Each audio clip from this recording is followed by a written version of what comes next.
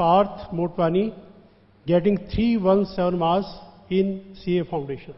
आइए Parth, welcome. Please give him a big hand. आइए please बताइए जरा कैसे मार्क्स आते हैं 317, कैसे स्टडी करते थे, क्या आपकी टेक्निक थी, कैसा आपका एक्सपीरियंस रहा एमकेजी के साथ, बताइए. Okay. Thank you, sir, for having me over here.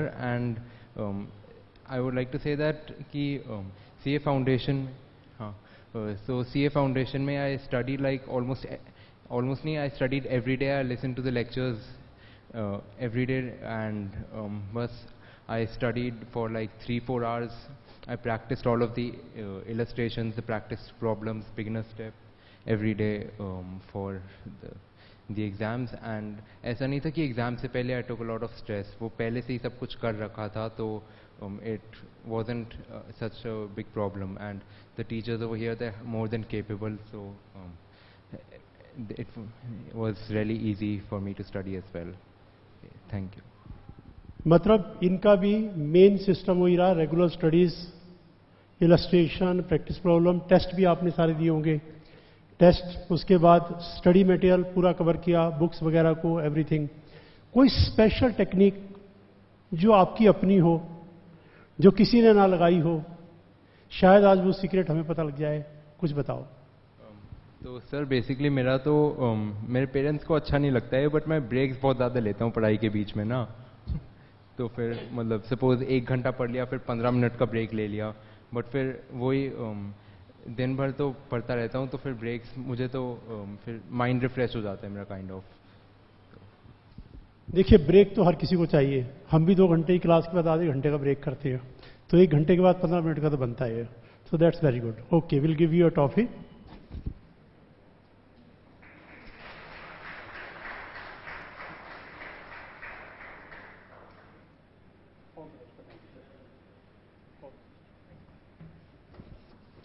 देखिए ये ट्रॉफी जो है एक लाइफ लॉन्ग मेमोरी रहती है, बहुत अच्छा मोटिवेशन का काम करती है सभी बच्चों के लिए. नेक्स्ट है Krishna Garg, CA foundation, getting 313. आइए please Krishna Garg, please give him a big hand.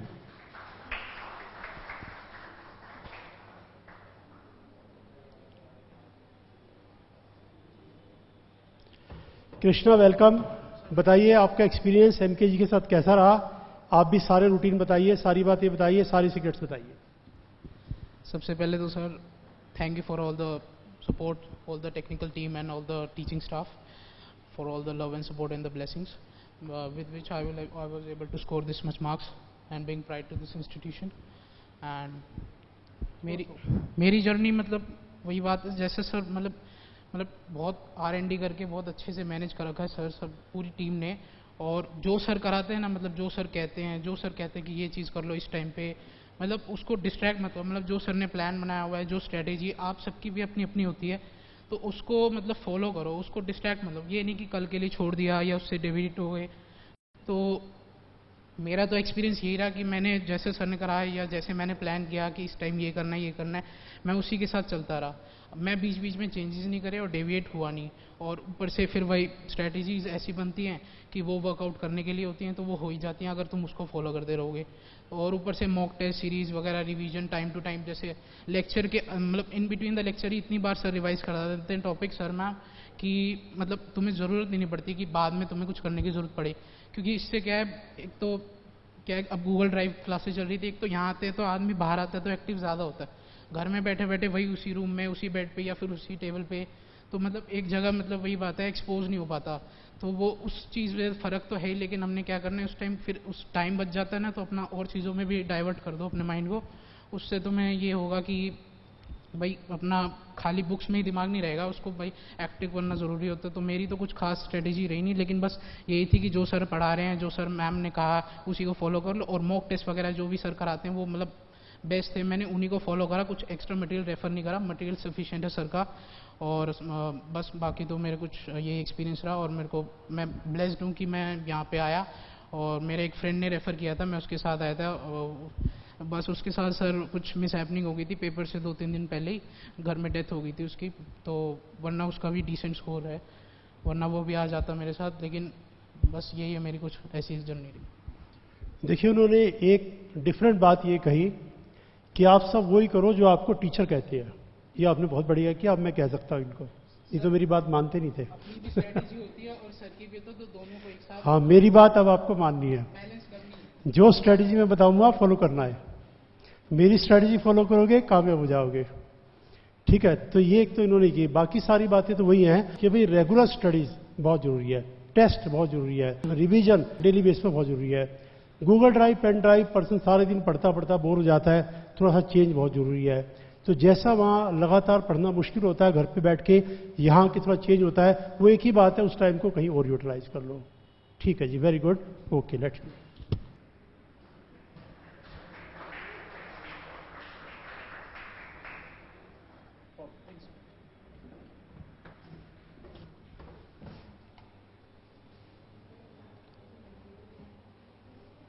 हाँ please, next is Sachin Kumar Jindal, CA foundation, getting 304 marks. आइए please Sachin, welcome.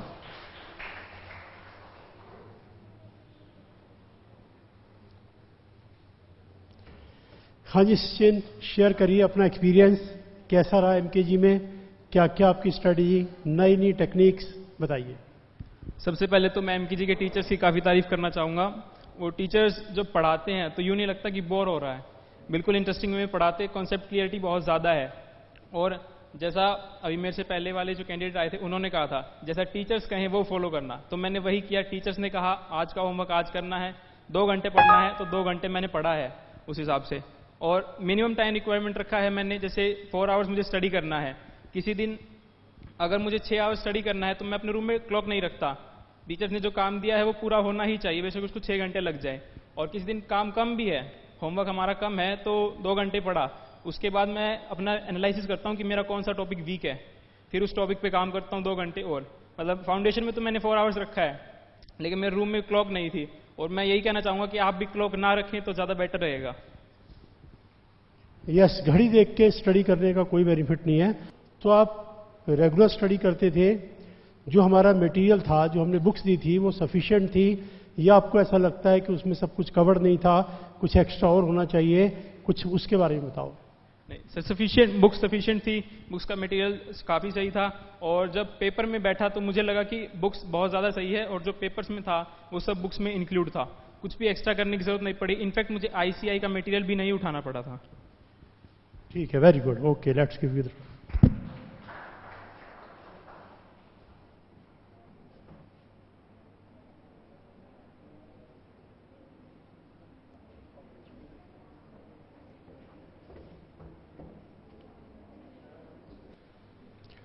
Hi, next is Vanshika Agarwal, getting 308 marks in CA Foundation.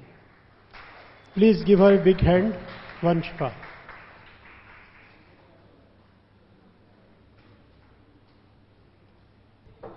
आइए वंशिका, आपसे क्वेश्चन चेंज करके चलते हैं। आपके मन में सीए बनने की बात कैसे आई? क्या ये आपका अपना फैसला था, या पेरेंट्स का फैसला था, या फ्रेंड्स का फैसला था? यहां से स्टार्ट करते हैं, बताइए। सर, ये मेरा ही फैसला था। मेरे पेरेंट्स ने मुझे कभी भी फोर्स नहीं किया कि कुछ ये करना है या वो करना है। हमेशा से ही मैं बहुत कंफ्यूज रही कि मुझे सीए करना है या एमबीए करना है। तो इसलिए फिर मैंने सीए इसलिए चूज़ करा क्योंकि बहुत ज़्यादा नोबल प्रोफेशन है। आप एक बार सीए बन जाते हो तो आपको बहुत रिस्पेक्ट मिलती है। अगर हम एक बार इनकम का फैक्टर साइड रख दें तो जो रिस्पेक्ट होती है वो एक पर्टिकुलर प्रोफेशनल को ही मिलती है। एंड सीए से बढ़ के प्रोफेशनल आई डोंट थिंक कोई होता है, तो इसलिए मैंने सीए चूज़ किया। तो आपको किसी ने बताया नहीं कि सीए तो बहुत मुश्किल होती है और इसमें तो रिजल्ट ही नहीं आता? अगर आप किसी को भी कहोगे सीए करनी है, पहले आसपास वाले जिनको कुछ पता है नहीं पता है, और ये सीए मत कर, सीए तो बहुत मुश्किल होती है, उसमें तो कोई पास ही नहीं होता। तो आपको आपकी किसी फ्रेंड ने नहीं कहा कि सीए बहुत मुश्किल होती है? हाँ जी सर, सबने ही कहा था कि सीए बहुत मुश्किल होती है। मैंने भी यही पर्सपेक्टिव बना रखा था एंड मेरे एग्जाम्स बहुत अच्छे गए थे, लेकिन फिर भी मुझे ये था कि मेरा नहीं क्लियर हो पाएगा। एक रहता है, लेकिन एमकेजी इंस्टीट्यूट ने मुझे हमेशा यही दिलासा दिलवाया कि जब तक आप पढ़ते रहोगे और रेगुलर रहोगे तो सब कुछ क्लियर हो जाएगा। इसमें ऐसा कुछ भी नहीं है कि नहीं क्लियर होएगा। बस रेगुलरिटी एक चीज होती है, किसी चीज का शॉर्टकट कहीं पे भी नहीं होता है। रेगुलर पढ़ना पड़ता है, उसके साथ सब कुछ क्लियर हो जाता है। दुनिया में शॉर्टकट किसी का नहीं है। कहने की बात है, शॉर्टकट कोई शॉर्टकट नहीं होता। Hard work, perseverance, devotion required to pass an examination. कुछ भी डिफिकल्ट नहीं है। Very good, let's give it.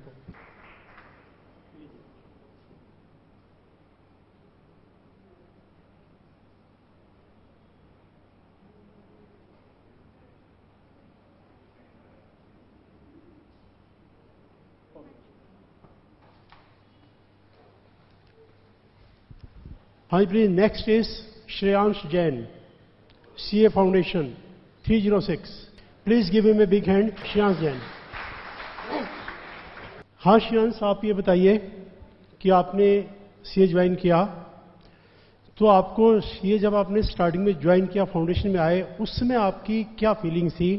आप क्या सोचते थे सीए के बारे में और आप क्या सोचते हो कि दोनों में कितना डिफरेंस आया उस समय जो सोचते थे और जो आप सोच रहे हो? सर, मेरे फैमिली में स्टार्टिंग में एक सीए है, मुझे उनसे बहुत इंस्पिरेशन मिलती थी क्योंकि मुझे पता था कि सीए की क्या पावर्स है।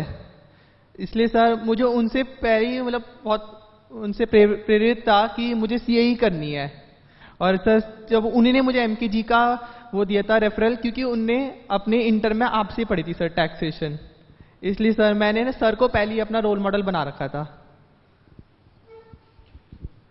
तो जो बच्चे इस प्रोफेशन में आना चाहते हैं, क्योंकि हम आपका इंटरव्यू यूट्यूब पे डालेंगे, जो इस प्रोफेशन में आना चाहते हैं उनको आप क्या मैसेज देना चाहते हैं कि ये प्रोफेशन वो अडॉप्ट करे या ना करे? डिफिकल्ट है, आसान है, क्या है क्या नहीं है? क्योंकि बहुत से बच्चे जो अभी फाउंडेशन ज्वाइन करेंगे वो सोच रहे हैं इस प्रोफेशन में आए या ना आए। हमारी बातों के अलावा आपका इम्पैक्ट है, ये सब हमारा यूट्यूब पे रहेगा और सालों साल रहेगा, आगे 10 साल तक चलता रहेगा। आप बताइए क्या कहते हैं, उनके लिए क्या मैसेज देना चाहते हैं? सर मुश्किल तो सारे ही कोर्स होते हैं, लेकिन सर इस कोर्स में जो है आपकी सर इस कोर्स में जो है सर आपकी फेम अलग हो जाती है और सर आपकी रिस्पेक्ट बहुत ज़्यादा बढ़ जाती है। इस वजह से सर मेरा पहली एम था कि मुझे रैंक लानी है, इसलिए मैंने सर उस हिसाब से तैयारी करी थी अपनी स्टार्टिंग से। मतलब कुछ डिफिकल्ट है तो चैलेंजिंग भी है, हम उसको ये भी कह सकते हैं चैलेंजिंग है। ठीक है, very good, let's give that hope.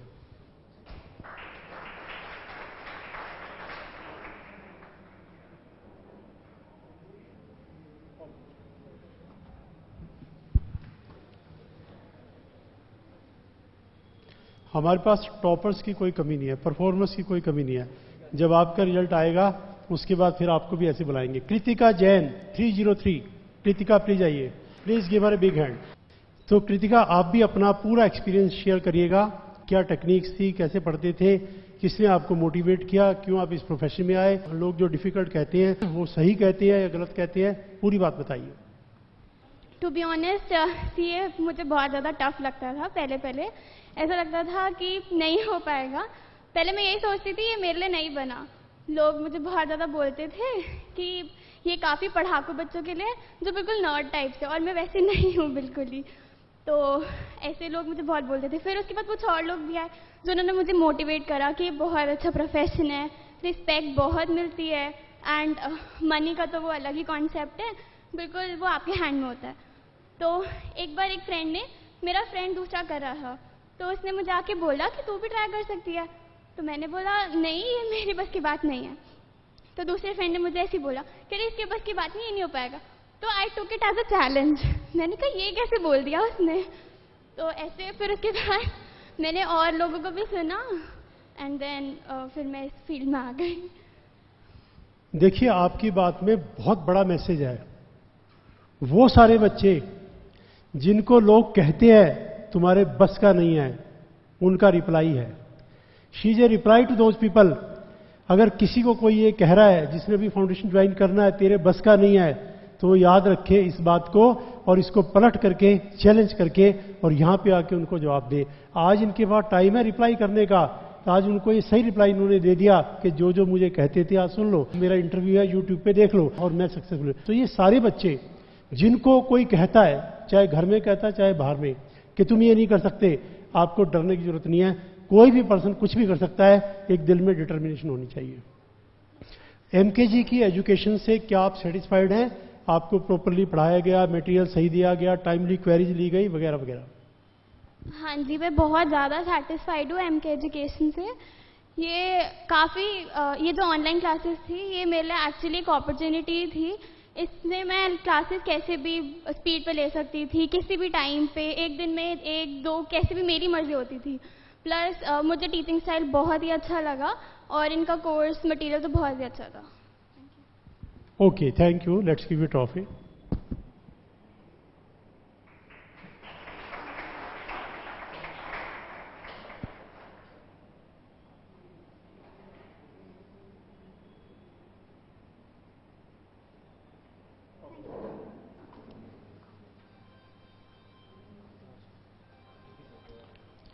हाँ जी, please Hiti Sachdeva 305 CA foundation. Hiti please आइए, मोस्ट वेलकम। हाँ जी Hiti, you can share your experience. Marks, अच्छे मार्क्स आने के बाद कैसे लगता है बताइए? स्टार्टिंग में कैसे फील करते थे आप बताइए? आप भी ये सब बताइए। सीए करने की बात कहाँ से आई, कैसे पढ़ते थे, आपके मेन अपनी प्लानिंग सीक्रेट्स क्या थे हाई मार्क्स लेने के? Sir, my experience was very nice with MKG. I don't think I could have scored this much marks without your guidance. I was very scared with accounts and law at first, but after your classes, I felt very confident that I was able to score 84 in accounts and 17 law. At first, मैं बहुत unconfident थी कि CA है, difficult course होगा, and I won't be able to score, I mean, will I be able to pass it or not? But आपकी online classes, especially food for thought sessions, बहुत encouraging और insightful थे, जिसकी वजह से मैं इतने marks ला पाई। Thank you, sir. हाँ, फूड फॉर थॉट वाले बहुत बच्चों ने फीडबैक में भी सभी ने लिख रखा है, तो क्या उसको हम इंक्रीज कर दें क्या थोड़ा सा और? अगर कम है तो will discuss later on, will do something. चलिए, okay, let's give you trophy.